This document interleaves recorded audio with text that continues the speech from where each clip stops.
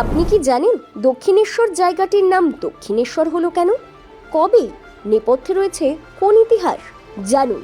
শতাব্দী প্রাচীন জায়গা দক্ষিণেশ্বরের নাম কেন হলো দক্ষিণেশ্বর? দক্ষিণেশ্বর পুরুষ নাম। অনেকেই বিশ্বাস করেন দক্ষিণেশ্বরের ভবতারিণী মন্দিরের কারণেই জায়গাটিকে দক্ষিণেশ্বর বলা হয়, কারণ ভেতরের মূর্তিটি দক্ষিণাকালীর। মতান্তরে যদি মূর্তিটি দক্ষিণাকালীর হয়েও থাকে, তাহলেও মন্দিরের নাম দক্ষিণেশ্বর হতে পারত না। তাহলে কে এই দক্ষিণেশ্বর? মন্দিরটি কোথায়?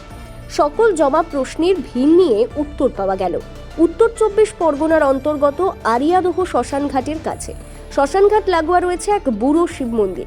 কথিত আছে এই শিব নাকি স্বয়ম্ভু। পাশাপাশি এই শিবের নাম দক্ষিণেশ্বর হওয়ার কারণেই জায়গার নাম দক্ষিণেশ্বর হয়েছে। জায়গার ইতিহাস ঘাটলে জানা যায়, স্বয়ং শ্রী রামকৃষ্ণ পরমহংস দেবও নিজে এই দেবাদিদেবের পুজো করেছিলেন।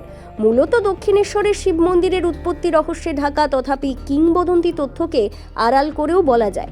প্রবেশপথের ওপরে আধুনিক সাইনবোর্ডে ঘোষণা করা হয়, বর্তমানে যে লিঙ্গটি অবস্থিত তার পুজো শুরু হয়েছিল এক নির্দিষ্ট বান রাজার আমলে।